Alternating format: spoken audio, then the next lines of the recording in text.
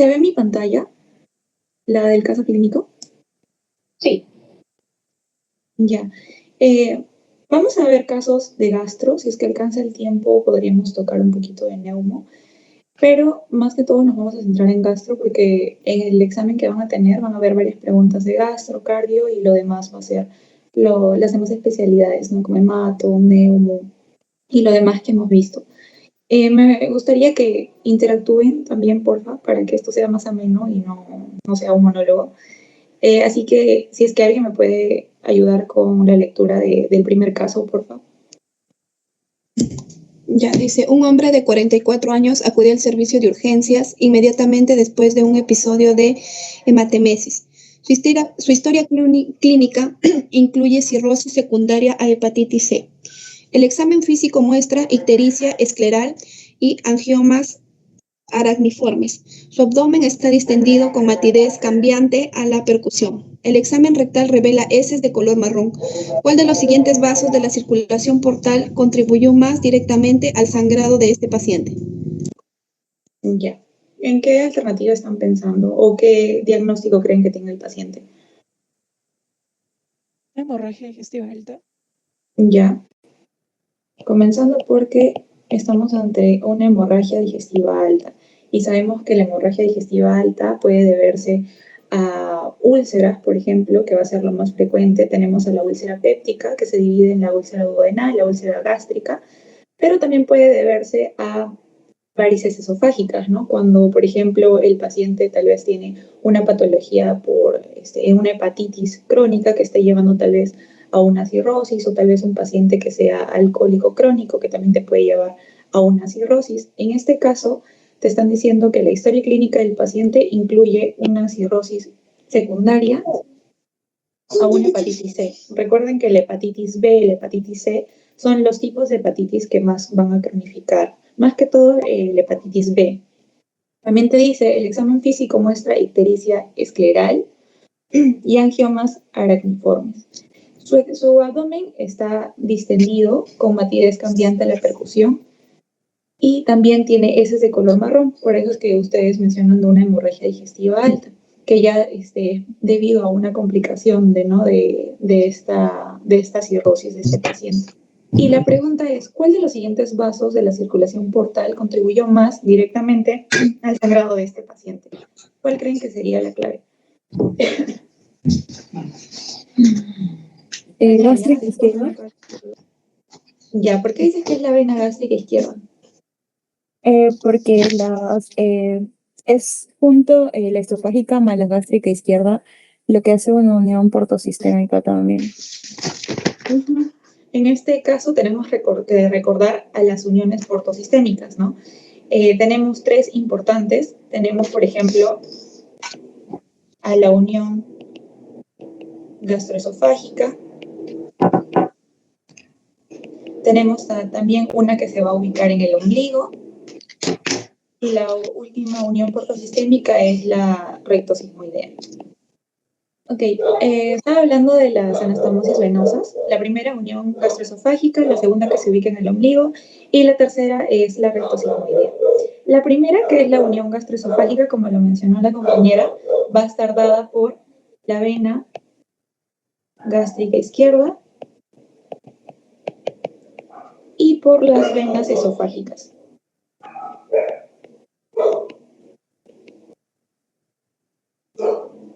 Recordando que las venas esofágicas van a ser las que van a drenar en la vena ácigos y estas posteriormente en la vena cava inferior.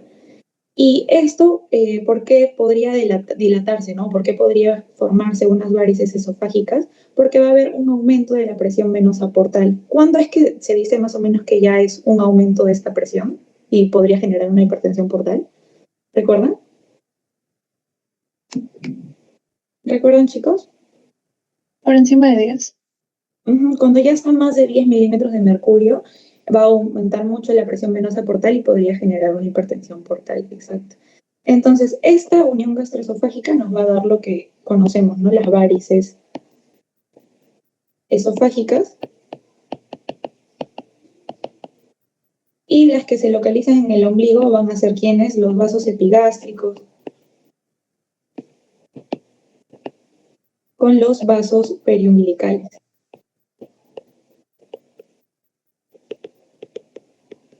Y este nos da un signo típico. ¿Cuál era? De cabeza de medusa. De cabeza De medusa. cabeza de medusa, exacto. De cabeza de medusa. Por último, en la unión recto-sigmoidea, acá tenemos cuando se dilatan los plexos, van a ser las hemorroides. Ya sea hemorroides internas, hemorroides externas. ¿Y quiénes van a estar involucrados acá? La vena rectal superior con la vena rectal media y también la inferior. En este caso, nos están hablando de la unión gastroesofágica. Entonces, dentro de las alternativas, ¿quién está? La vena gástrica izquierda. Está bien. ¿Sí se entendió esa parte? ¿O alguna duda tiene? ¿Puede volver a repetir, por favor? Ah, ya.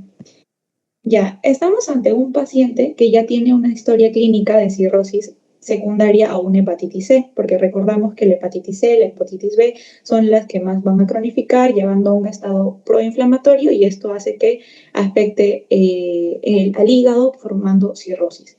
Entonces, este paciente ya está teniendo una complicación de la cirrosis por una hipertensión portal, donde se está afectando la unión portosistémica que conocemos que es la unión gastroesofágica, que es uno de los tipos de uniones de portosistémicas que tenemos, ¿no? La primera es la unión gastroesofágica, la segunda la que se ubica en el ombligo y la tercera que es la unión rectosigmoidea. En este caso estamos hablando de la unión gastroesofágica, por lo tanto están involucradas dos venas, la vena gástrica izquierda y las venas esofágicas.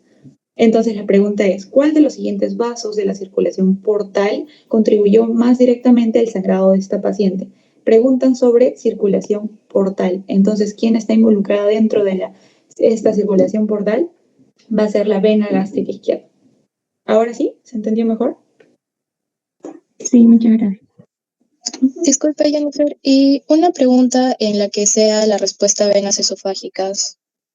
Ya. Como lo mencioné, es una unión portosistémica. Entonces, como te preguntan, la parte portal va a estar dada por la gástrica izquierda. Si te hubiesen preguntado por la parte sistémica, serían las venas esofágicas. Ya, el siguiente caso. ¿Alguien podría ayudar leyéndolo, por favor? Yo lo leo, ¿me escuchas? Sí, sí te escucho. Ya.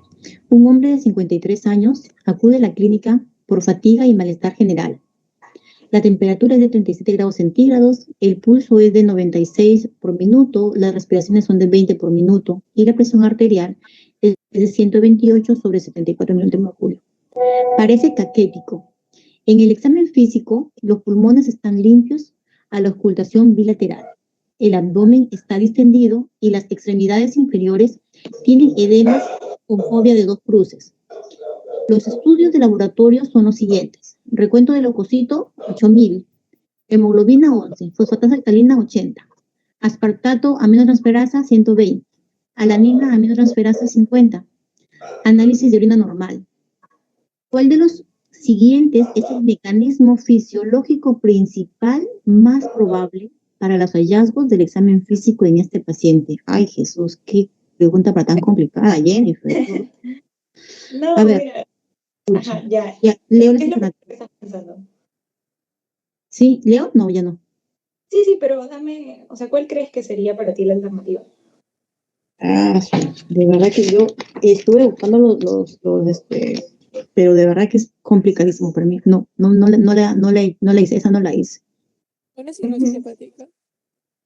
Ya podríamos estar hablando de una enfermedad hepática, una cirrosis hepática.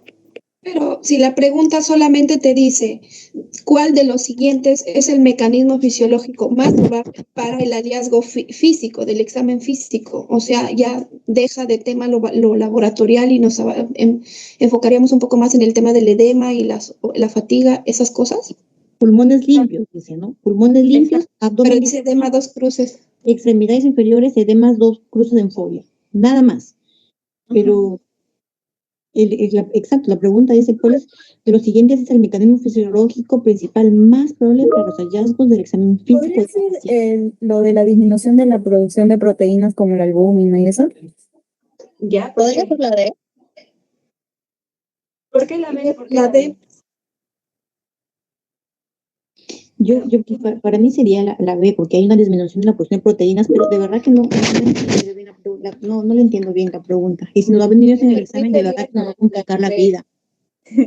Ya, ¿y quién dijo la D? ¿Quién dijo la D? Alguien dijo la D, creo.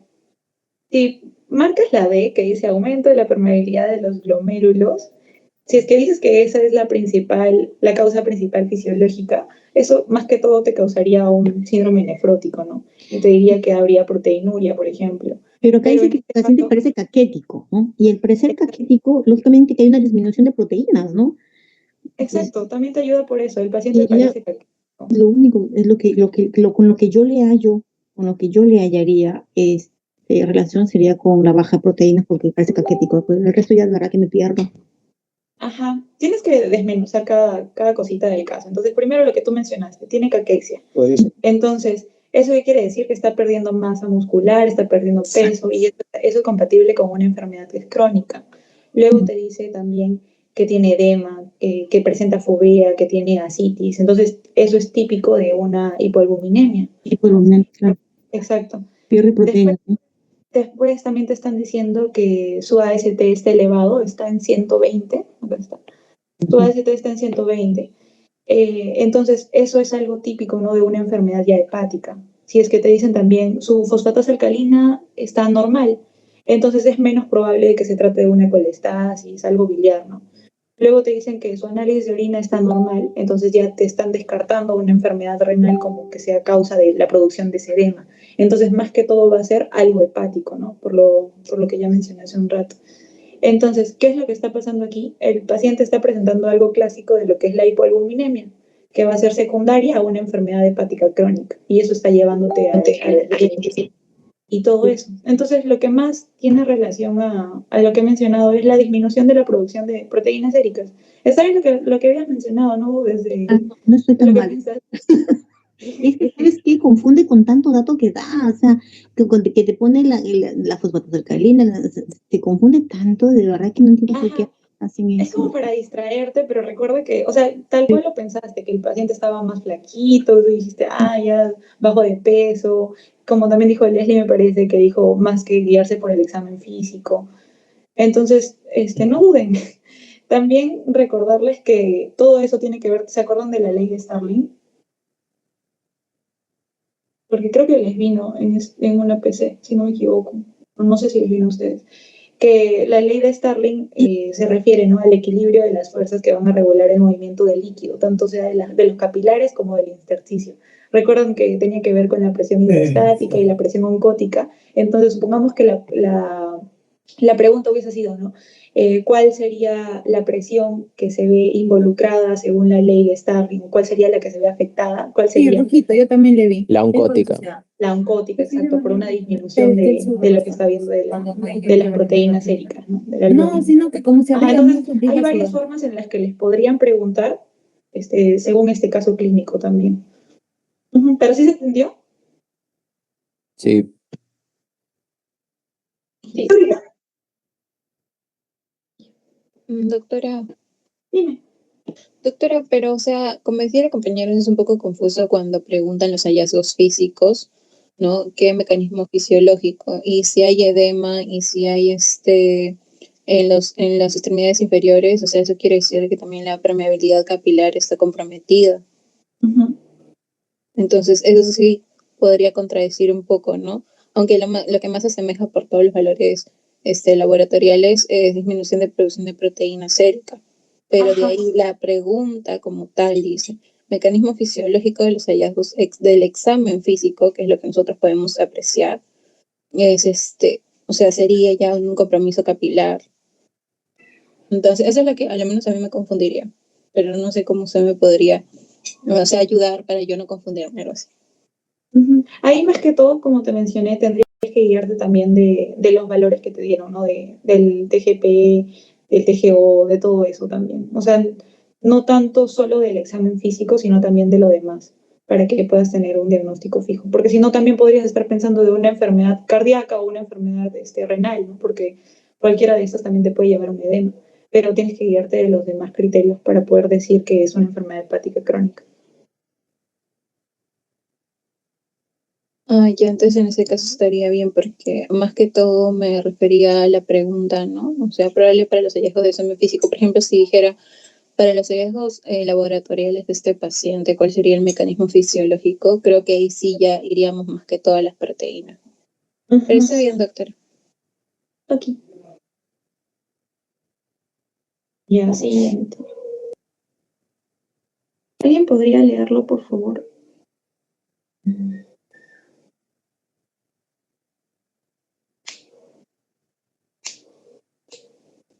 Yo lo vuelvo a leer, ¿ya? Está tachado una parte, bueno.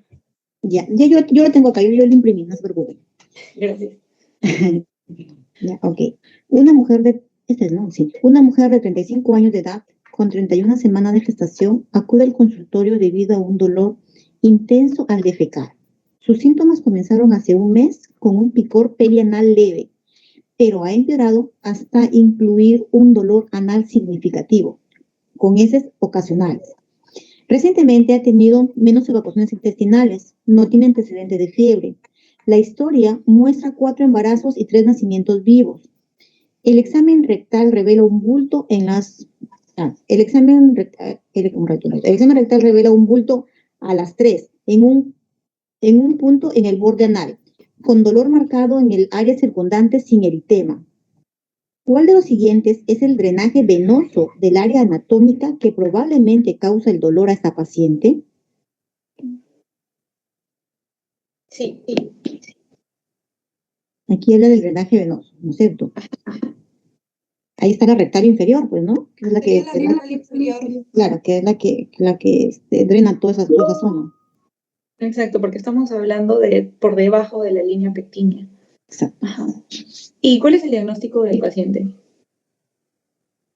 Hemorroides externas. Ajá, una hemorroides externa. Entonces, sí, porque además en la gestación el paquete hemorroidal ¿cómo es? Se inflama más. Ujú. Aumenta la presión y podría dilatarse los plexos externos, ¿no? Y algo característico que presenta dolor marcado en el área circundante. Y habíamos hablado en la clase que el tipo de hemorroides que van a doler son las hemorroides externas. Y el Algo- picor también. Ajá. El prurito, sí. Sensibilidad, dolor, temperatura, tacto, iban a ser las hemorroides que se ubican en la parte externa, a diferencia de la parte interna. Teníamos a lo que era la línea pectínea, la línea dentada, y por arriba, ¿qué origen tenía? De la vena recta superior. La recta Ujú. Ese es- media. No, recto superior de origen portal era para las hemorroides internas. Ya, me refiero al de origen embriológico. Endodermo. Endodermo. Ah, Ajá, endodermo. Claro. endodermo. Y por debajo de la línea pectínea va a ser el origen ectodermo. Entonces, la irrigación, comenzando por la irrigación, ¿por quién va a estar dada? Por la parte de arriba, Por la vena recta superior. por la arteria rectal superior. Luego, por debajo, ¿por quién va a estar dada? Por la arteria rectal inferior. Inferior. La parte de las venas, ¿por quién va a estar dada? Por la parte de arriba. La vena rectal superior. La vena rectal superior y por debajo la vena rectal Rectal inferior. inferior. La parte de la inervación. La parte de arriba, ¿qué tipo de inervación es? Visceral. Visceral. Inervación visceral, ajá, a diferencia de la parte de abajo que es inervación Somática. somática. La parte de arriba, ¿por quién está dado? Una consulta. En la inervación visceral hay un nervio en específico como en la inervación que es el de la parte por debajo que sería el nervio pudendo. Ah, si te preguntas por la parte de arriba, te pones solo el plexo hipogástrico. Ok. Ajá. Justamente le voy a poner. En la inervación visceral dada por quién? Por el plexo hipogástrico. Y por debajo va a ser el nervio pudendo.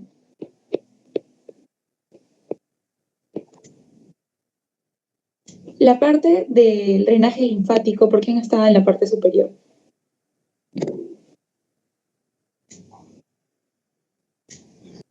El drenaje linfático.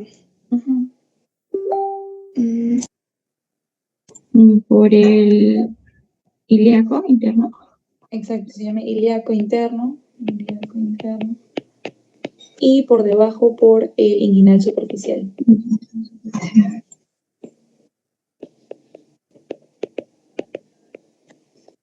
¿No? Entonces acá les han preguntado sobre el drenaje venoso y hablando de una hemorroides externa sería por la vena rectal inferior. Si es que les hubiesen preguntado dónde es que se da una metástasis de la parte superior de la línea dentada, ¿cuál sería?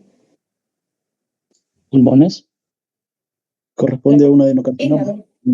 Hígado. Ajá. Exacto, corresponde a un adenocarcinoma, lo más frecuente, es hígado. que te llevaría metástasis hepática. Ajá, hepática. A diferencia de la parte de abajo que te va a dar un carcinoma de células escamosas. A pulmón. Y te da metástasis pulmonar. Uh-huh. Metástasis pulmonar. ¿Y cómo es que va a dar metástasis hepática o cómo es que da metástasis pulmonar? Es que la vena del recto superior está conectada al sistema portal, mientras que del recto inferior está el sistema, o sea, es la circulación sistémica. Uh-huh. ¿Y cómo? Porque te pueden preguntar para que pongas la secuencia. La secuencia sería la vena recta superior, luego va la vena mesentérica inferior, luego la vena esplénica, luego la mesentérica superior, la vena porta. Exacto. Que va al hígado. En cambio, en el otro circuito sería vena rectal inferior, vena pudendo inferior, interna, la vena ilíaca interna, luego la vena ilíaca común y la vena cava inferior. Y ahí iría, pues, no a lo que es aurícula derecha, ventrículo derecho y a la arteria pulmonar. Uh-huh. Sí, lo mencionaste bien. La vena rectal superior se dirige o desemboca en la vena mesentérica inferior. Esta vena mesentérica inferior va a confluir en la vena esplénica, la cual esta vena esplénica con la vena mesentérica superior van a formar a la vena porta y esto se va a dirigir al hígado. Por eso es que va a dar una metástasis hepática. A diferencia de por debajo de la línea pectínea, donde vamos a tener el drenaje de la parte venosa, ¿por quién? Por la vena rectal inferior, la cual se va a dirigir a la vena pudenda interna. Esta pudenda interna se dirige a la vena ilíaca interna, luego esta vena ilíaca interna a la vena ilíaca común y esta vena ilíaca común va a desembocar en la vena cava inferior y por eso es que se va a dar una metástasis pulmonar. Uh-huh. ¿Alguna pregunta con respecto a este caso? ¿Alguien que pueda leer el siguiente, por favor? El de un niño de 7 años. Yo puedo leer. Gracias.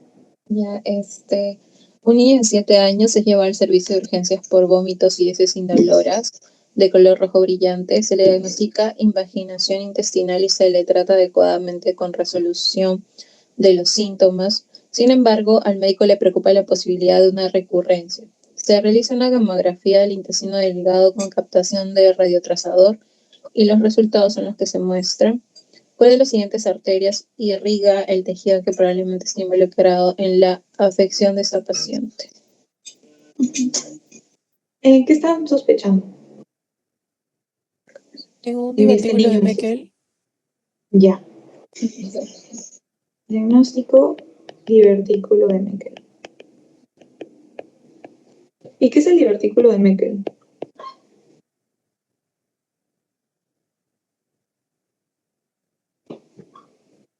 El divertículo de Meckel va a ser un rezago del conducto vitelino y se va a dar justamente cerca a la válvula ileocecal. Por ejemplo, acá tenemos al colon ascendente. Acá tenemos a la válvula ileocecal. Acá está el ilion. Y a 60 centímetros más o menos se va a ubicar el divertículo de Meckel. Entonces, ¿cuál es la ubicación de este divertículo de Meckel a nivel del ilion? Y este divertículo de Meckel suele contener lo que es la mucosa gástrica, ¿no? Y esto puede secretar ácido y puede causar incluso úlceras y sangrado. Entonces, en este caso, es un pacientito, un pequeño que tiene diagnóstico de divertículo de Meckel y se le ha diagnosticado con imaginación, que justamente es una de las complicaciones del divertículo de Meckel, así como las hemorragias. Te preguntan cuál de las siguientes arterias irriga el tejido que probablemente esté involucrado en la afección de este paciente. Entonces, para eso tenemos que recordar que habíamos hablado de lo que era el intestino primitivo, ¿no? Que teníamos a la 4ª semana. Teníamos un origen endodérmico y este intestino primitivo se dividía en lo que era el intestino anterior, el intestino medio y el intestino posterior. Lo que era el intestino anterior, ¿de dónde a dónde iba? Del Esófago hasta la segunda porción duodenal. sí. Desde el esófago hasta los 2/3 proximales, el duodeno. Porque el intestino medio va a estar dado desde ese tercio distal del duodeno. ¿Hasta dónde? Hasta los 2/3 proximales del colon transverso.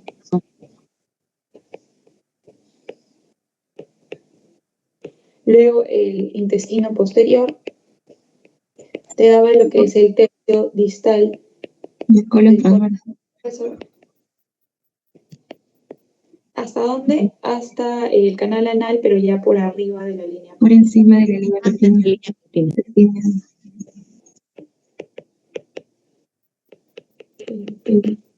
Entonces, acá teníamos que separar esto porque tenía diferente inervación, diferente irrigación. En relación a la irrigación, ¿por quién estaba dado en la parte del intestino anterior? Por el tronco El celíaco. tronco celíaco. Ajá, por el tronco celíaco. ¿Y ese tronco celíaco se divide en quién? Gástrica izquierda, hepática común y esplénica. Gástrica izquierda, hepática común y la arteria esplénica. Luego, los 2/3, bueno, el intestino medio, ¿por quién está irrigado? Por la mesentérica superior. Mesentérica superior. Por la mesentérica superior. ¿Y el intestino posterior, por quién está irrigado? Mesentérica Mesentérica inferior. Mesentérica inferior. Ajá. ¿El tronco celíaco a nivel de qué vértebra está? A nivel de la T12, ¿no? A nivel de T12. T12. Mesentérica superior L1. y mesentérica inferior L3. a nivel de L3. Ajá. Entonces, si nos preguntan sobre el divertículo de Meckel, que les había mencionado que está a nivel del ilion, entonces, ¿cuál sería la arteria que va a irrigar ese tejido? Sería a nivel del intestino medio. ¿Sería mesentérica superior? superior. Mesentérica superior. Exacto, mesentérica superior. La mesentérica superior. ¿Sí se entendió ese casito?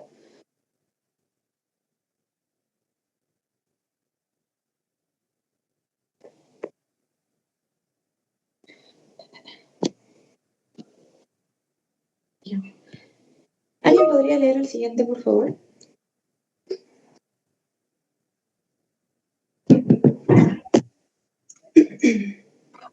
Yo lo leo.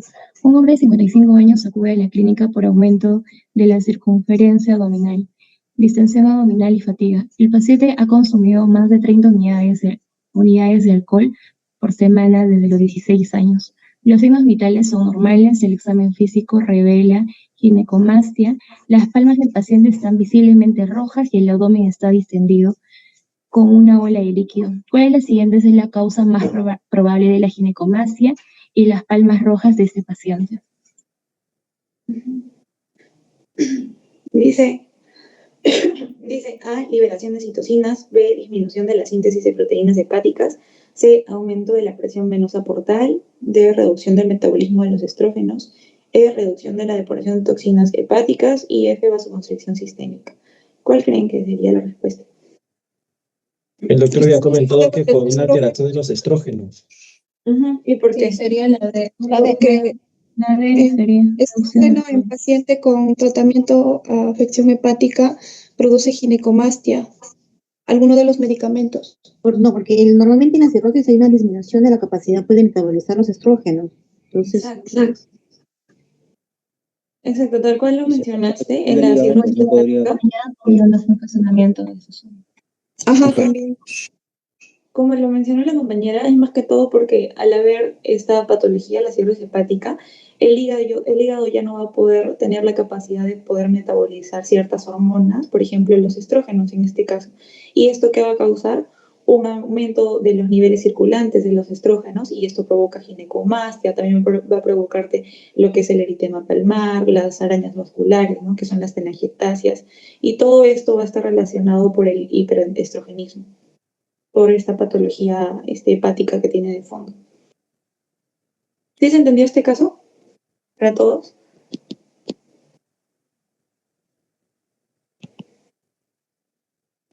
Sí, ese está un poco más, Sí, ese está más comprensible. Ok. Ya, siguiente caso.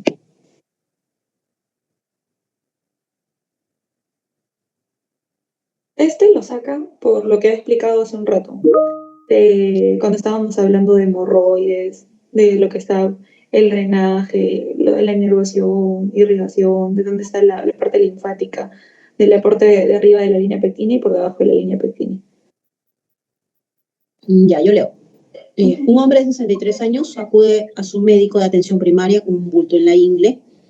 El examen físico revela ganglios linfáticos inguinales superficiales izquierdos palpables e hinchados. La aspiración con aguja fina de un ganglio linfático agrandado muestra células escamosas malignas.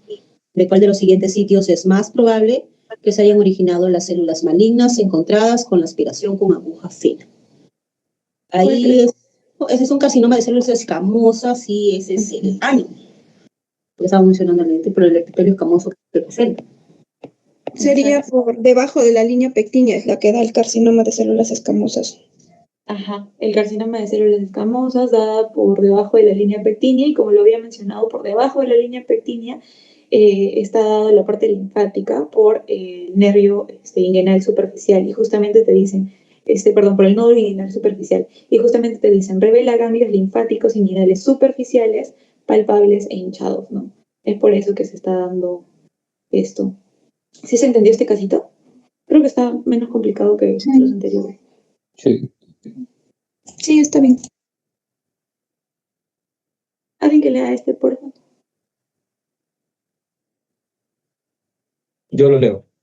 Una mujer de 22 años acude a la clínica debido a una creciente falta de aire, debilidad y fatiga. Tiene antecedentes de sangrado menstrual abundante.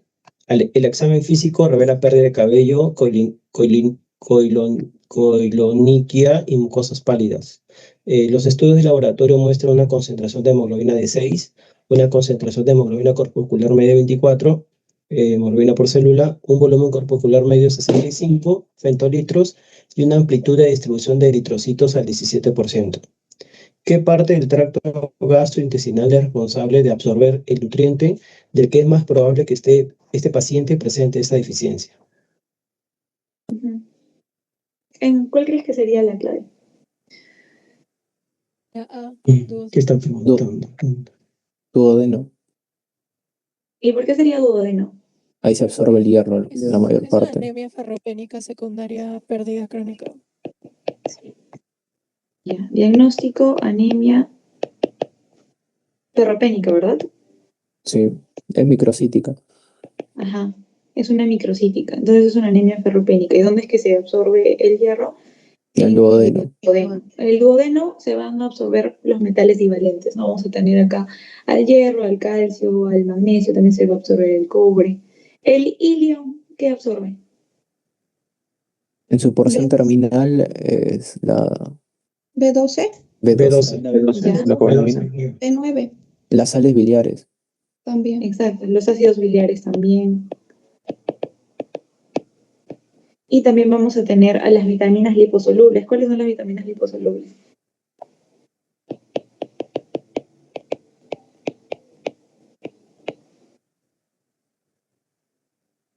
La vitamina A. La A, ¿cuál más? La D, la E, la D. La JADEC. Ajá, A, D, E, K. Esas. En el yayuno, ¿quiénes se van a absorber? Folatos. Ya, el ácido fólico, ¿qué más?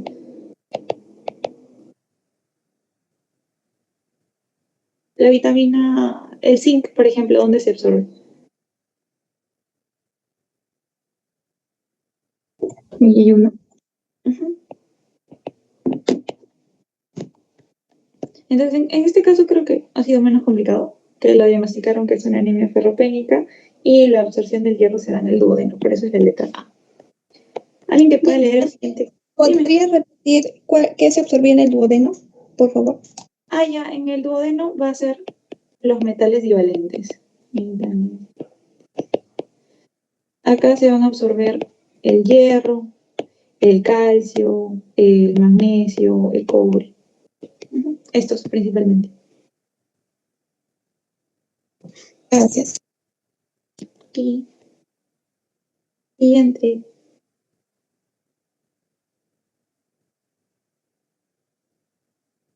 ¿Alguien que lo pueda leer, por favor? Ya otra vez yo. En un estudio de investigación se utilizaron voluntarios sanos para determinar las concentraciones basales de electrolitos en las secreciones gastrointestinales. Los sujetos consumieron un bolo de alimentos y los investigadores midieron la velocidad de flujo, las concentraciones de electrolitos y el pH en varios sitios a lo largo del tracto gastrointestinal. Los datos obtenidos de un sitio de recolección se utilizaron para construir la figura que se muestra. ¿Cuál de los siguientes órganos es probablemente el responsable de los cambios registrados en el gráfico? Ujú. Ya, en ese gráfico, ¿qué es lo que pueden apreciar?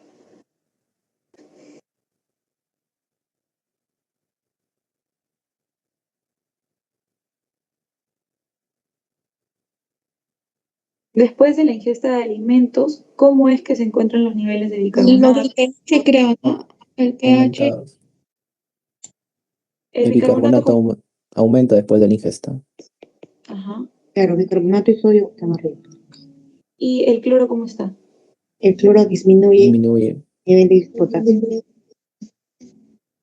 Si te das cuenta, el sodio está dentro de sus valores normales, por ahí aproximadamente. Lo que más se ve afectado después de la ingesta de la comida, en este caso ha sido el bicarbonato y el cloro, que el cloro ha disminuido y el bicarbonato ha aumentado. Entonces, ¿cuál de los siguientes órganos es probablemente responsable de esos cambios que se ha dado? El páncreas. El estómago. Estómago. El páncreas exocrino. ¿Por qué dices el estómago? Es que todos estos cambios se refieren a la producción de ácido clorhídrico. A la marea alcalina parece La marea alcalina. claro. Ya, o sea, sí podría ser si es que te hubiesen dicho o sea, el ácido del ¿No estómago. sería duodeno? El ácido del estómago va a producirte una disminución del pH, pero acá te está dando como un mecanismo compensatorio tal vez de esa disminución del pH después de la ingesta de alimentos que va a activar justamente la bomba de hidrogenados potasio TPasa, va a haber un aumento del bicarbonato y una disminución del cloro. Y justamente esa característica, ¿no?, de aumento de bicarbonato y disminución del cloro va a ser más que todo por la secreción del páncreas, que se va a estar dada por una estimulación de la comida, ¿no? Como lo menciona acá, después de haber consumido los alimentos, es que se da este aumento de bicarbonato y disminución del cloro. ¿Por qué? Porque esto va a ayudar a neutralizar el contenido del ácido que ha sido proveniente del estómago, ¿no?, al duodeno. ¿Sí se entendió esa parte? Sí. O sea, es producto del jugo. Luego, Jennifer, please. Es En así, este caso, dime. es producto del jugo pancreático todo este cambio de... Ajá, Ok. es por la secreción del páncreas. Ujú. ¿Por qué? Como lo repito, ¿por qué? Porque la secreción del páncreas justamente se va a caracterizar porque va a estimular, ¿no?, a la liberación de bicarbonato y una disminución de cloro después de la ingesta de los alimentos. Ujú. ¿Y por qué? Para poder neutralizar el contenido ácido que ha provenido del estómago hacia el duodeno. Entonces, la pregunta es, ¿cuál de los siguientes órganos es probablemente responsable de los cambios registrados en el gráfico? Más que todo va a ser el páncreas.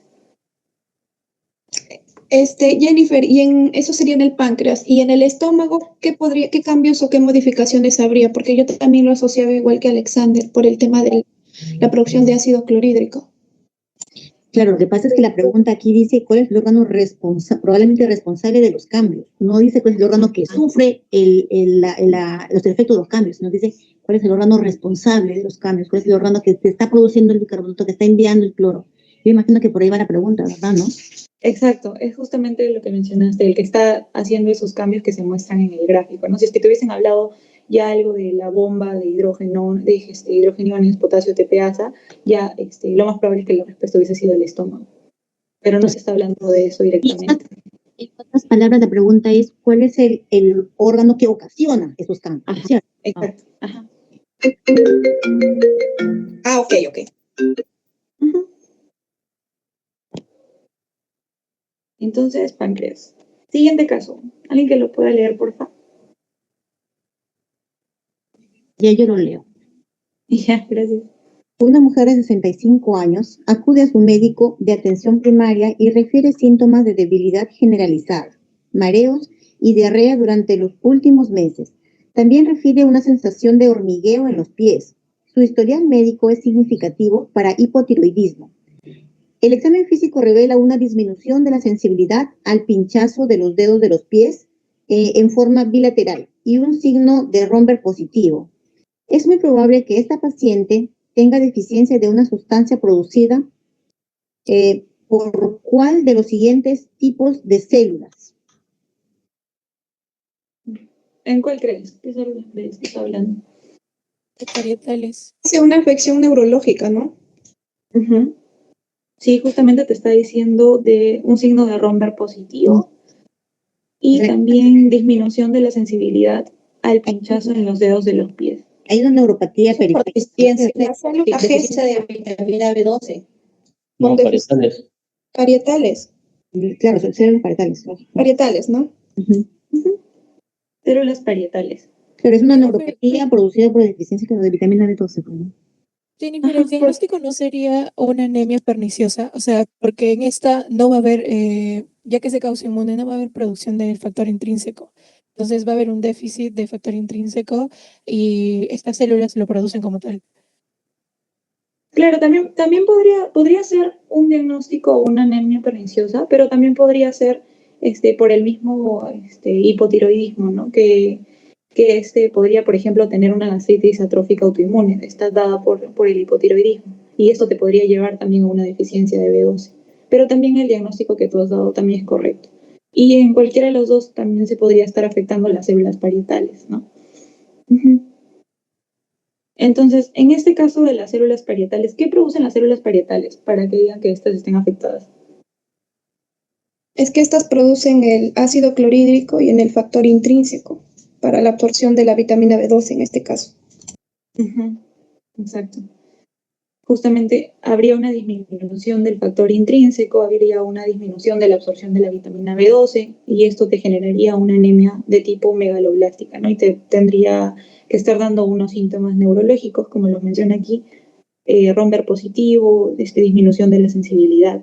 En el caso de las células principales, ¿qué producen estas? Pepsinógeno, Pepsinógeno. que es la forma inactiva de la pepsina para la digestión de Con la célula proteínas. que se convierte en pepsina. Ajá. Para las proteínas, ajá. Las células G. Gastrina. La gastrina. Gastrina. Ajá. ¿Y qué produce la gastrina? ¿O a qué estimula? ¿No era la producción de ácido clorhídrico? A la producción de ácido clorhídrico, exacto. Acá podríamos aprovechar en hablar de la gastrina, que habíamos dicho que cuál era el estímulo para la secreción de la gastrina. La presencia de comida, ¿no? Aminoácidos. Los alimentos. Los alimentos ricos en aminoácidos. El triptófano ¿Cómo cuáles? y la fenilalanina. Ajá, la fenilalanina, el triptófano. Porque la fenilalanina va a ser precursor ¿de quién? De las catecolaminas, y el triptófano va a ser precursor ¿de quién? De la serotonina. ¿Y cuál va a ser la función, ¿no? de esta gastrina? Va a estimular a la bomba de hidrógeno potasio de TPasa para que se pueda liberar el ácido clorhídrico en la célula parietal. Teníamos un receptor de la gastrina. ¿Recuerdan cuál era? El CCKB o CCK2, creo. Ajá, CCKB o CCK2. La colecistoquinina, B. Exacto, porque compartía o era de la misma familia de la colecistoquinina. Y este CCKB va a ser metabotrópico. ¿A quién está unido? GQ. A la proteína GQ. ¿Esto qué quiere decir? Que va a tener un efecto positivo sobre la bomba de protones. ¿Y esta bomba de protones es qué tipo de transporte? Activo primario. Activo primario. Activo primario. Activo primario. Tenemos también una patología que se relaciona a los niveles elevados de gastrina, que lo mencionamos en clase. ¿Cuál era? Solinger-Edison.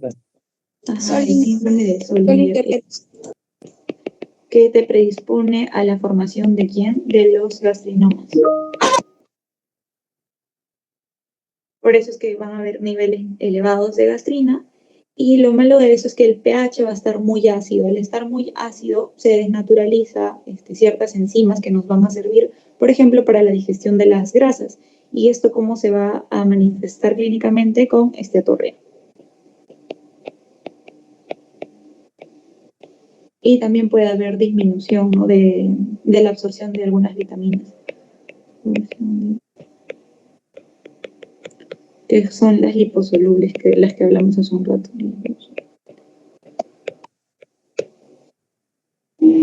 Esto es en relación a la gastrina. Luego, las células I, ¿qué van a producir? Secreta el CCK. El CCK. La Las colecistoquinina. células nos ayudan con la producción del CCK. ¿Y cuáles son las funciones del CCK? Inhibir el vaciamiento gástrico Ya, y ayuda a la contracción de la vesícula biliar. Estimular también la liberación de las enzimas pancreáticas y la bilis. Jennifer, en este caso sería el CCK1, ¿no? Sí, o sea, su receptor de la colecistoquinina es el CCKA o CCK1. Sí, gracias. Dentro de sus funciones de la CCK está, como lo mencionaste, inhibir el vaciado gástrico, también contraer la vesícula, pero relajar el esfínter de Oddi. Nos va a ayudar también a la secreción de bicarbonato. Carbonato a nivel del páncreas.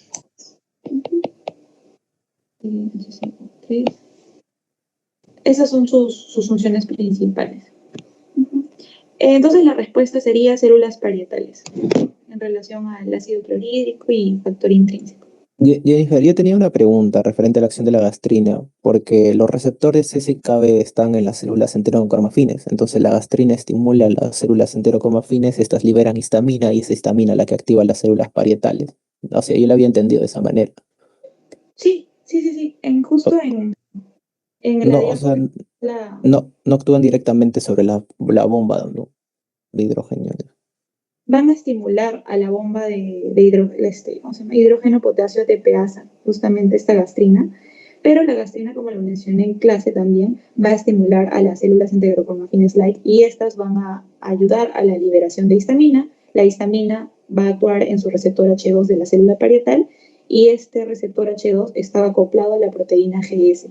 Entonces, al estar acoplado a la proteína GS va a aumentar los niveles de AMP cíclico y si tiene niveles del AMP cíclico, actúa positivamente en la bomba de hidrógeno potasio ATPasa. O sea, es también otra acción que va a tener esta gastrina, ¿no? Que va a actuar también en ayuda de las células enterocromafines like.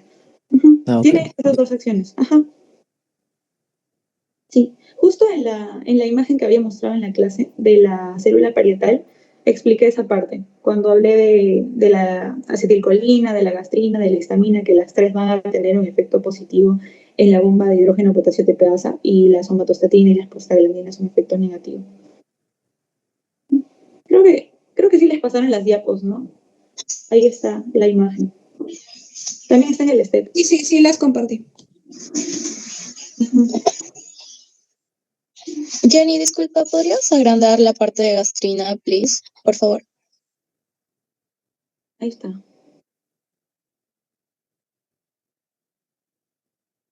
¿Me avisas? Gracias. Sí, ya está, Jenny, gracias. Okay. Siguiente. ¿Alguien que lo pueda leer, por favor?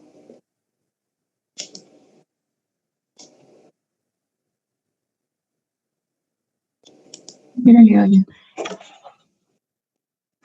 Un endocrinólogo estudia el sistema neuroendocrino responsable del hambre y la saciedad en seres humanos fisiológicamente normales. Para ello, el investigador toma muestra de sangre de voluntarios sanos justo antes y 30 minutos después de una comida.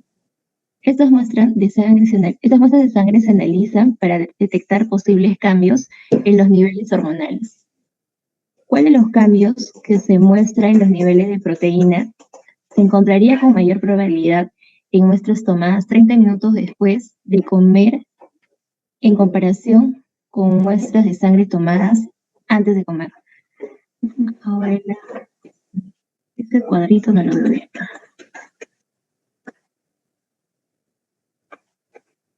Ahora lo ves mejor porque lo he agrandado. ¿Cuál creen que sería la respuesta? A, B, La B. C, D, E. La B porque, bueno, ahí está la grelina, el neuropéptido y la lectina, y la grelina como el neuropéptido son las que disminuyen después de comer y la lectina es la que aumenta, pero en un poco más de tiempo lo que leí yo. Ya. ¿Cuál me has dicho, B o D? La B. Es la D. Es la D. Es la B. Está bien lo que me has dicho, pero justo lo que me acabas de decir concuerda con la letra D. Y como decía, como más tiempo estaba ahí entre. La lectina era la que decía, ¿no? Aumenta, pero un poco más de tiempo, o sea, como que podía ser o N o podía ser bajo, entonces, ¿cuál será? B, dije. Lo que pasa es que si dices B, estarías diciendo que la grelina va a estar aumentada después de haber consumido alimentos. Y es lo contrario, porque la grelina que va a ser secretada por el estómago es la hormona del hambre. Entonces, cuando va a aumentar el apetito, aumenta antes de comer, pero disminuye cuando ya ingieres los alimentos. Y esta tabla te muestra... Ya vi la flecha, sí, sí. Todas tienen que estar Ajá. para abajo, las dos primeras y la de abajo. Bueno, la última que sería es de la D, porque no. Tendría que estar, bueno, si estaría abajo o estaría en rayita, estaría esa, ¿sí?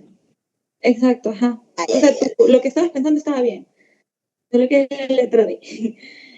Está bien. Sí, la grelina, deben acordarse que es la hormona del hambre, va a disminuir después de la ingesta de alimentos. Y justamente en este caso dice después de 30 minutos de haber comido. Luego el neuropéptido Y, que va a ser secretado por el hipotálamo, va a ser un estimulante del apetito. Entonces aumenta cuando hay hambre. Justo también cuando la grelina está alta, el neuropéptido Y también va a estar alto. ¿Y qué quiere decir eso? Que va a disminuir después de la comida. A diferencia de la leptina, que esta va a ser la hormona de la saciedad. Voy a ponerlo acá mejor. Grelina es la hormona del hambre.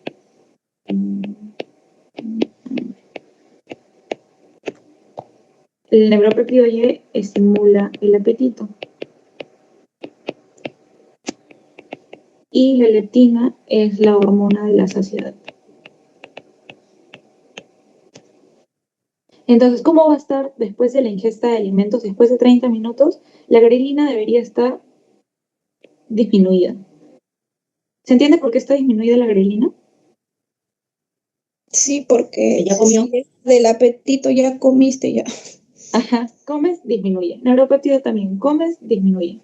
La leptina, si bien es cierto, podría estar aumentada después de la comida. ¿Por qué? Porque se supone que ya ingeriste alimentos, entonces la hormona de la saciedad va a aumentar, pero esta va a requerir, como lo mencionó la compañera, va a requerir más tiempo luego de haber ingerido las comidas. No es que vaya a responder de inmediato ante una sola comida. Entonces, en este caso, podríamos encontrarla normal o aumentada. Y la alternativa que va más con eso es la letra D. ¿Sí se entendió?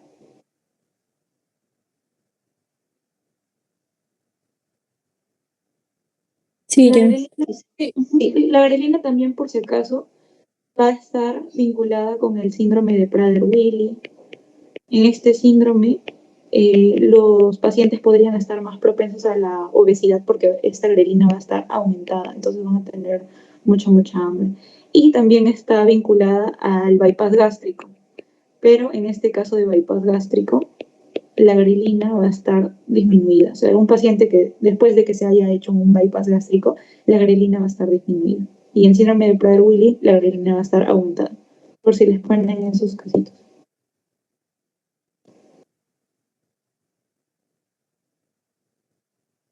¿Alguien que lea el siguiente caso, por favor?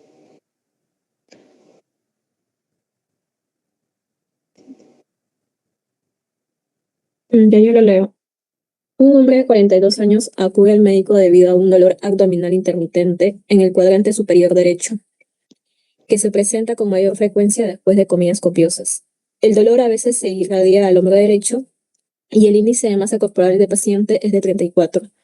¿Cuál de las siguientes es la causa más probable de dolor asociado con este paciente? Ya es algo de lo que ya hemos estado hablando hace un rato. ¿Cuál creen que sea la respuesta? La liberación de la colicistoquinina. Lo veo. La liberación de colecistoquinina. Sí, la ve. Claro, Porque el estímulo... Puede comer sopiosas. Teniendo un cólico Exacto. biliar en este momento. Justo les había mencionado en clase que el caso clásico que les llamo poner para marcar colecistoquinina es un dolor en el hipocondrio derecho, luego de la ingesta de alimentos que son copiosos, ¿no? A la ingesta de grasas. ¿Por qué? Porque el estímulo para poder liberar colecistoquinina justamente van a ser los ácidos grasos, pero van a ser los monoacilglicéridos y los diacilglicéridos para liberación de esta colecistoquinina. Entonces va a ser... Dime. Esta es la hormona que también produce el dolor cuando hay el cálculo, ¿no? Porque es la que contrae la vesícula, ¿no? Exacto, si es que hay un cálculo, por ejemplo, en el conducto cístico, no va a poder liberarse el líquido biliar. Entonces la colecistoquinina va a hacer que la vesícula se contraiga, pero como no va a poder salir el líquido biliar por el cálculo, va a aumentar el dolor. También podría ser otro caso clínico que les coloquen en el examen. Ya, gracias.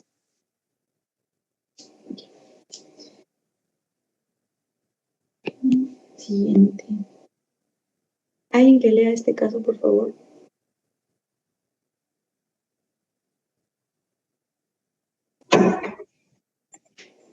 Yo lo leo ya. Una mujer de 50 años acude a la clínica por presentar dolor epigástrico ardiente desde hace 2 meses. El dolor se alivia con las comidas, niega náuseas y vómitos. Una prueba de secreción ácida gástrica revela el pH gástrico 1.2. La pregunta es: la secreción de cuál de las siguientes sustancias puede contrarrestar la hiperacidez observada en el paciente. Colocamos el valor normal, ¿no? De 1.5 a 3.5. En este caso estaría normal, ¿no? ¿Y cuál de las siguientes sustancias puede contrarrestar la hiperacidez observada en este paciente? Podría ser la secretina, La porque secretina. incrementa lo que es el bicarbonato. Exacto, justamente la secretina su principal función va a ser la secreción de bicarbonato pancreático y también biliar para poder tener un pH menos ácido, ¿no? Entonces, la respuesta sería secretina, que está secretada ¿por qué tipo de células? S. Las células S. En el duodeno. Otra pregunta que les pueden colocar: ¿cuál es el pH que va a estimular a la secreción de la secretina? Si es que se tiene un pH duodenal menor o igual de 4.5. Si es que ya es menor o igual de... Jennifer, repite lo que dijiste. Ya. Para que se pueda liberar la secretina, el punto de corte, por así decirlo, para que haya un estímulo de la liberación de la secretina, va a ser un pH duodenal menor o igual de 4.5.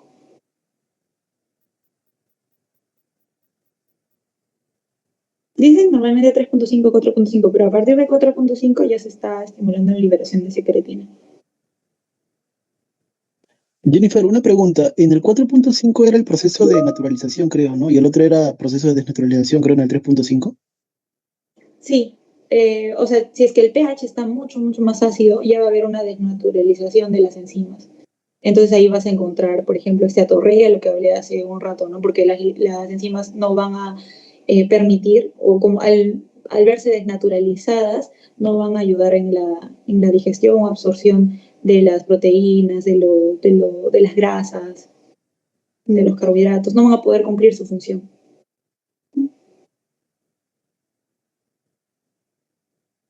Gracias.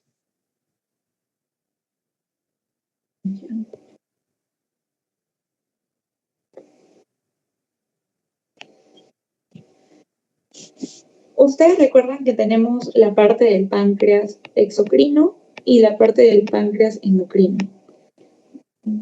¿Cuál es el que abarca la mayor parte, endocrino o exocrino? El exocrino. Exocrino un 90%. 90%. Exocrino en un 90%, incluso más, va a ser la parte exocrina del páncreas, y acá vamos a tener, ¿no?, a los ácidos pancreáticos. Y estos van a liberar o secretar enzimas que van a ser inactivas, o algunas también que pueden ser activas. Las inactivas son oximógenos, ¿no? Exacto. Las que son inactivas son justamente los que mencionan los imógenos, porque estos van a ser como precursores para que después las determinadas enzimas puedan activarse en diferentes lugares, como por ejemplo el intestino. Si es que se activa antes, o sea, en el lugar de donde se está produciendo, puede generar una pancreatitis, ¿no? Justamente la fisiopatología de la pancreatitis lo explica. Estos vecinos pancreáticos también nos van a ayudar con la secreción de bicarbonato. Entonces, ¿esto que nos va a dar? Una secreción más alcalina, entonces el pH va a aumentar. Entonces, un ejemplo de esto es, por ejemplo, el tripsinógeno. Ese tripsinógeno se convierte en tripsina, y esta ya va a ser la enzima activa. ¿Y gracias a quién se vuelve en tripsina? Enteroquinasa. ¿Enteroquinasa? Ajá, a la enterocinasa duodenal que tenemos en el intestino delgado. Entonces también vamos a encontrar en el páncreas, ¿no?, la amilasa pancreática, la lipasa pancreática y todas estas que nos van a ayudar a la digestión por ejemplo, de proteínas, digestión de lípidos. En relación a la digestión de los carbohidratos, ¿dónde es que esta va a comenzar? En la boca, con la enzima de amilasa. En la saliva tenemos enzimas. En relación a la digestión de carbohidratos, esta comienza en la boca, como bien lo mencionaste con la amilasa salival. Esta, ¿cómo es también llamada? Hialina. Hialina. Y pregunta de examen puede ser, ¿qué tipo de enlace tiene? Tiene un enlace alfa 1,4 glicosílico. ¿Qué es lo que va a pasar? Esta amilasa salival va a degradar a los polisacáridos, como por ejemplo el almidón, al glucógeno. Vamos a tener posteriormente a los oligosacáridos y a los disacáridos, como por ejemplo la sacarosa, la lactosa, la maltosa. Y va a haber una parte del almidón, de este almidón, que no se va a degradar en el estómago, entonces va a tener que pasar por la amilasa pancreática del intestino. Y estos disacáridos van a pasar a ser monosacáridos por unas disacaridasas, que van a estar ubicadas en los enterocitos, en el borde cepillo de los enterocitos. Entonces, ¿cómo se llaman esas disacaridasas? ¿Recuerdan? A las disacaridasas. A la maltasa, a la sacarasa y a la lactasa. Entonces, esta maltosa, ¿por quién está formada? ¿Por quién está formado? Por una glucosa más otra glucosa. La lactosa, ¿por quién? Por una glucosa más una galactosa. ¿Y la sacarosa, por quién? Por una glucosa más fructosa. Ajá. Entonces, lo que les podrían preguntar es, por ejemplo, la fructosa, ¿por ¿a quién va a utilizar como su transportador? Va a ser al GLUT5. Eso me acuerdo que me preguntaron en el examen. La fructosa utiliza el GLUT5. ¿Y cómo? Porque va a utilizar una difusión facilitada.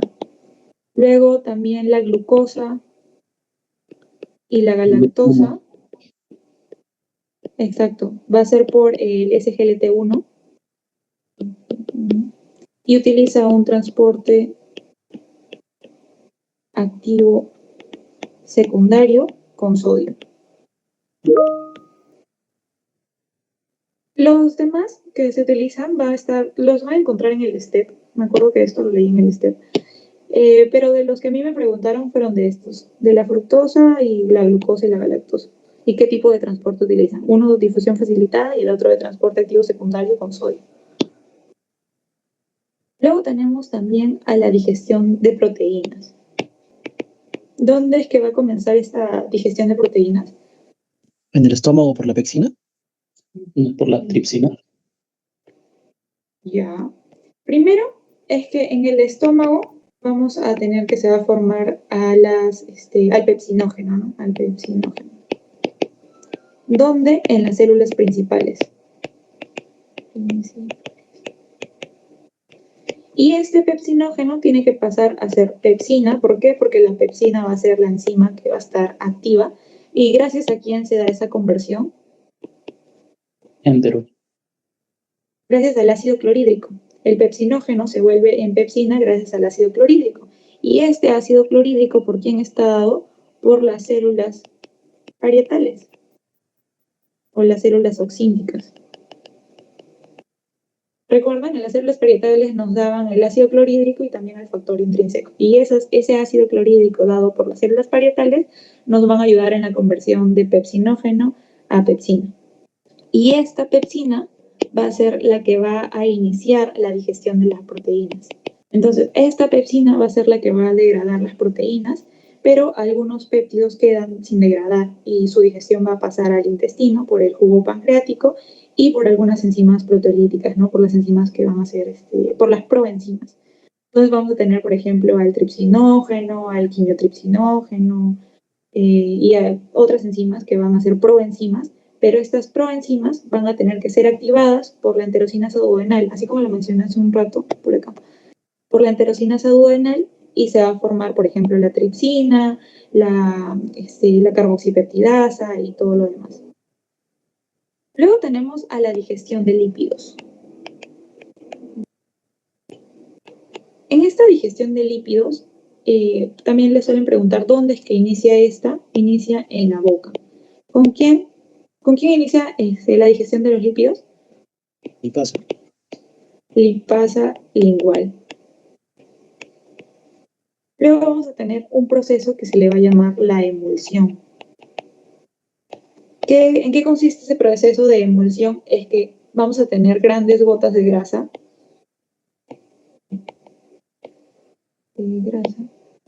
Que van, gracias a las sales biliares, se van a formar pequeñas gotas de grasa. Y luego estas pequeñas gotas de grasa, gracias a la lipasa pancreática, por ejemplo, la lipasa pancreática, se van a formar los ácidos grasos libres. Y también en los monoglicéridos. Pero estos no pueden absorberse. Es por eso que vamos a tener a las sales biliares. De nuevo. Y estas sales biliares van a permitir que estos ácidos monoglicéridos pasen a convertirse en micelas. Y estas micelas son las que sí se van a poder absorber. Se van a poder absorber en el enterocito. Eso es lo que deben saber más que todo en la digestión de lípidos, digestión de proteínas, digestión de carbohidratos. Les he hecho como que un resumen rapidito para que puedan seguir leyendo del STEP. También me parece que lo leí en el STEP esto. ¿Puedes ampliar un poquito la parte de lípidos, por favor? Ya. Ya, Jenny, gracias. Bueno, hemos terminado con la parte de gastro. Podríamos resolver estos casitos de neumo, si quieren. A ver. Sí. Sí, por favor. Sí, por favor. Ya, alguien que pueda leer el primer caso, por favor. Ya yo lo leo. Un hombre sano de 19 años ha experimentado náuseas y fatiga desde que llegó ayer a una ciudad de gran altitud para una expedición de montañismo. Tiene disnea moderada al subir escaleras y caminar rápido. Se va con el equipo de la expedición a una altitud más alta para comenzar la escala. ¿Cuál de las siguientes complicaciones es más probable que ocurra en este paciente si comienza inmediatamente a escalar a gran altitud? ¿En este caso a qué se refiere? ¿Cuál sería el diagnóstico? Asma. Altura. Mal de altura. Recuerda que te están diciendo que presenta esta sintomatología desde que llegó a una ciudad de gran altura. Entonces, lo más probable es que estemos ante una enfermedad de altura, que también se le conoce como mal de monje. Entonces, ¿qué está pasando aquí? El paciente va a hiperventilar, ¿no es cierto? Si es que va a hiperventilar, va a disminuir. Hiperventila, y esto que hace que haya una disminución de la presión arterial de CO2. ¿Y eso qué trastorno ácido-base te va a dar? Una acidosis respiratoria. Alcalosis respiratoria. Alcalosis respiratoria. Alcalosis respiratoria. Recuerda que está disminuyendo la presión arterial de CO2. Si es que está disminuyendo, el pH, ¿cómo va a ser? ¿Va a aumentar o va a disminuir? Va a aumentar. Va a aumentar, por eso se le llama alcalosis respiratoria. Ajá.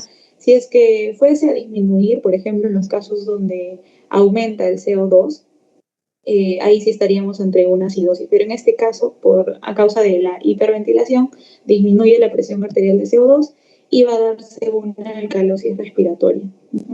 Entonces, esta enfermedad de altura, si es que el paciente no llega a descender o sigue subiendo, ya se podría dar ciertas complicaciones, ¿no? Como por ejemplo un edema cerebral, un edema pulmonar. Y en el caso de un edema cerebral, que es lo que podría darse en este caso, una de las manifestaciones que te presentan en estas alternativas, ¿cuál sería? En la primera. Ajá, ataxia.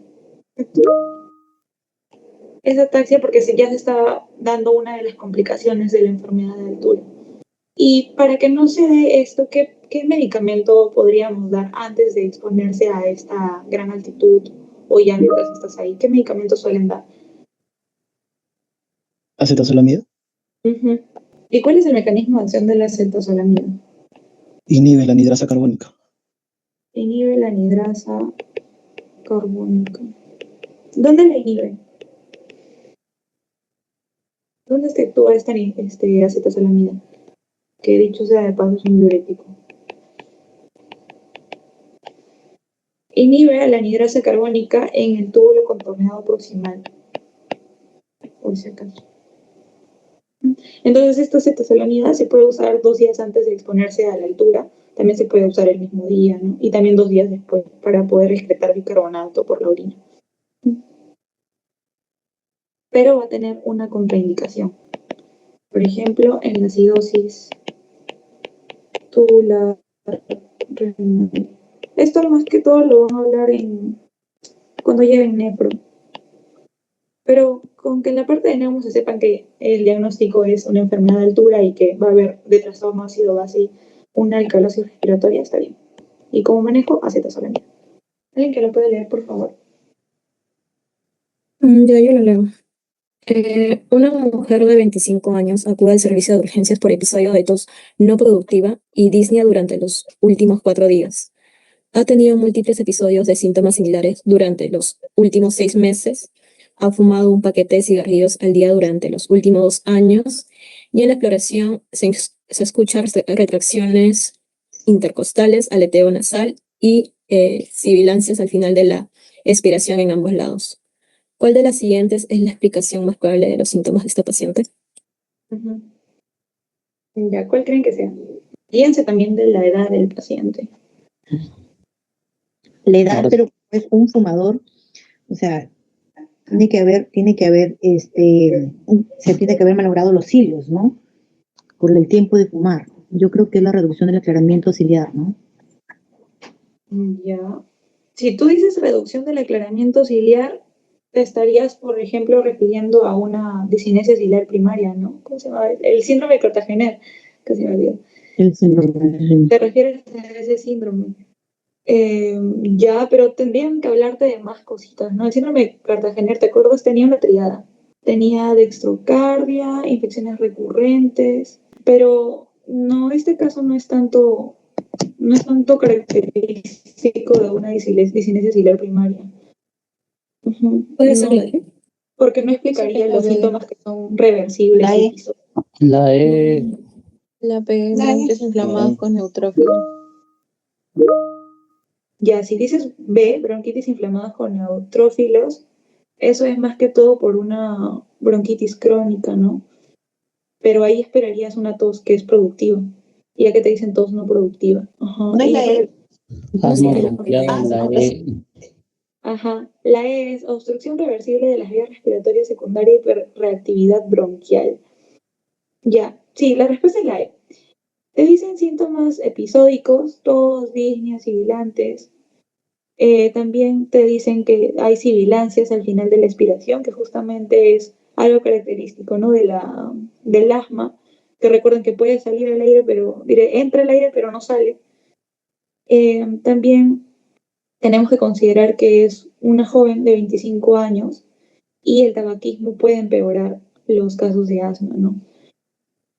Pero no podríamos estar hablando de un enfisema o una bronquitis crónica, ¿no? Porque tiene 2 años de tabaquismo, pero eso es más que todo que podría estar empeorando sus cuadros de asma, pero no tanto por una bronquitis crónica, que ya sería más en una persona más adulta. Sí, es el caso de un asma, y tenemos que recordar que el asma, ¿cuál era su triada? ¿Recuerdan? Una es que es reversible. Inflamación de las vías aéreas. Ya también inflamación de las vías aéreas, va a tener como una triada fisiopatológica y una triada clínica. Dentro de la triada clínica va a ser que es reversible, va a tener hipersensibilidad y va a ser variable. Y dentro de su triada fisiopatológica es que esta produce un edema de mucosa, produce una hipersecreción bronquial y también va a producirte broncoconstricción. ¿No es broncoconstricción reversible? Ajá, exacto, es una broncoconstricción, pero va a ser de tipo reversible. Vamos a tener tipos que va a ser de hipersensibilidad tipo 1 y la otra que es no mediada por hipersensibilidad. La más común es la de hipersensibilidad tipo 1, que esta se da normalmente por que aparece algún antígeno, por ejemplo los ácaros, o también que haya humedad, frío, y se va a activar los linfocitos T, se activan los linfocitos B. También se van a formar lo que es la inmunoglobulina E, que va a tener receptores, ¿no?, en los mastocitos, y estos mastocitos van a tener la capacidad de poder degranular, se va a formar lo que es la histamina, se va a formar también la prostaglandina D2, que van a poder o estimular a la broncoconstricción. Entonces tenemos que recordar esta parte de cómo es que se da este proceso del asma. ¿Por qué? Porque sabiendo esto, vamos a utilizar ciertos medicamentos que van a actuar en esta parte fisiopatológica, ¿no? Por ejemplo, vamos a tener a los beta-2 agonistas, ¿como cuáles? Salbutamol. Como por ejemplo el salbutamol. ¿Y cuál es un efecto adverso del salbutamol? Una frecuencia. Taquicardia. Puede producirte taquicardia, puede producirte tremor en las manos, también puede producirte, por si acaso, hiperglicemia, tremor, aumento de la frecuencia cardíaca, hiperglicemia. También vamos a tener a los antileucotrienos. ¿Cómo cuáles? Montelukast. Acá tenemos al Montelukast y al Sileutón. Pero actúan de manera diferente, ¿no? El Montelukast lo que va a hacer es inhibir al receptor de leucotrienos y el Sileutón lo que hace es inhibir a la producción de los leucotrienos mediante, ¿cómo es que lo hace? Inhibiendo a las 5 lipoxígenas. También vamos a tener al bromuro dipatropio, por ejemplo, al tiotropio. También tenemos a los medicamentos que se les llaman metilsantinas. Acá está, por ejemplo, la teofilina. ¿Y cuál es el mecanismo de acción de la teofilina? Inhibe la fosfodiesterasa. Inhibe la fosfodiesterasa. Esos son los medicamentos que suelen preguntar o que me han preguntado en algún momento en el examen. Me preguntaron sobre la teofilina y también me preguntaron, creo que en el examen que fue para marcar, sobre Sileutón, Montelukast y ya, bueno, con los beta-2 agonistas, ¿no? Como por ejemplo con el salbutamol. Entonces, en este caso, la respuesta sería obstrucción reversible de las vías respiratorias secundaria 1, hiperreactividad bronquial. Ya, chicos, eso sería todo con respecto al pasito. Muchas gracias. Gracias. Jennifer, gracias. Gracias, Jenny. Gracias, si pueden enviar la grabación, por favor.